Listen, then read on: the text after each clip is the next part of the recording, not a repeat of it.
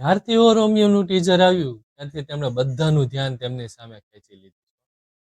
એમના પ્રેઝન્ટેશનના લીધે કહીએ કે એમના એક્શન સીનને લીધે, પછી ખૂબ જ સરસ કાસ્ટને લીધે.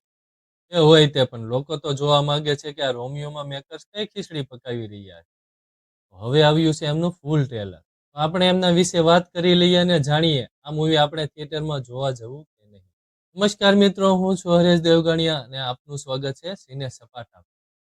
નામ છે સિમ્પલ પણ આપું છું રિવ્યુ જોરદાર. સૌથી પહેલા વાત કરીએ કેપ્ટન ઓફ શિપની, વિશાલ ભારદ્વાજ. ભાઈ આમનું ડિરેક્શન અને મ્યુઝિક કમાલનું રહ્યું છે. સૌથી પહેલા મકડી, ઓમકારા, અમીને અને પછી હૈદર મૂવીમાં એમનો જાદુ તમે જોયો જ હશે. પછી એમના પર વિશ્વાસ તો કરવો જ પડે. ટેલર બૂમો પાડી પાડીને કહી રહ્યું છે કે આ કોઈ નોર્મલ રોમાન્સ ડ્રામા મૂવી નથી. આમાં છે એક એન્ટી હીરો જે રોમાન્સ તો કરે જ છે, એમની રીત અગ્રેસિવ છે. કેમ કે ટેલર પરથી જ ખબર પડે છે કે હીરો અને હિરોઈન વચ્ચે નોર્મલ રોમાન્સ તો છે જ નહીં. હિરોઈન એટલે કે તૃપ્તિ ડિમરી કોઈ મકસદથી અસ્ત્રા એટલે કે શાહિદ કપૂર પાસે જાય છે. એના બદલે હિરોઈન કંઈ પણ આપવા માટે તૈયાર છે.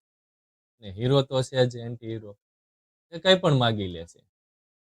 પણ જ્યારે મૂવી એક વળાંક લે છે, એમાં હીરો હિરોઈનના પ્રેમમાં પાગલ જોવા મળે. એમાં થોડીક થોડીક સ્ટોરી લાઇનની પણ ખબર પડે છે. આપણે તો કહી શકીએ કે થોડુંક સસ્પેન્સ પણ હશે. કંઈ નહીં, આપણે તો મેન મુદ્દાની વાત કરીએ તો તે છે શાહિદ કપૂર. ભાઈ ભાઈ શું લુક છે! હાથ ઉપર ટેટુ, હાથમાં અસ્ત્રો, સ્ટાઇલિંગ એકદમ ફાડું, અને દરેક વસ્તુનો કોઈનો કોઈ મતલબ તો છે જ. એમનો ઓરાસ તો કઈ અલગ જ લેવલનો લાગી રહ્યો છે. ડેન્જરસ અને ડોમિનેન્ટ ફીલ થાય છે. હજી પણ એમના અંદર કબીરસિંહ કૂદી કૂદીને બહાર આવે. સ્પેશિયલી જ્યારે કબીરસિંહ ત્યારે યાદ આવે છે જ્યારે હોળી વાળો સીન અને જ્યારે પાનની દુકાન વાળો સીન, એમાં શાહિદ કપૂર નાચી રહ્યા છે.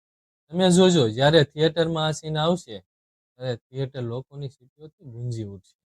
પરંતુ જ્યારે સ્વેગ અને એક્શનથી કંઈક અલગ જોઈએ ત્યારે દિલને સુકૂન મળે છે. જ્યારે તૃપ્તિ ડિમરી મેકઅપ વગરનો લુક અને ચહેરાની માસુમિયત જોઈએ ત્યારે.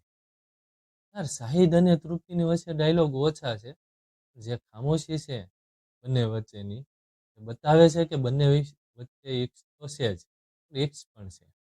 પણ મૂવી અહીંયા પૂરી નથી થતી. નાના પાટેકર જ્યારે સ્ક્રીન પર આવે છે ત્યારે સારો ડાયલોગ બોલે છે, ત્યારે રૂવાડા ઊભા થઈ જાય છે. આ ફિલ્મમાં રોમાન્સ છે, ક્રાઇમ છે અને હેવી ડ્રામા છે. ઇન્સ્પાયર્ડ ટુ ઇવેન્ટ છે, ઇમોશનલ વેઇટીસ તો ફીલ થાય જ છે.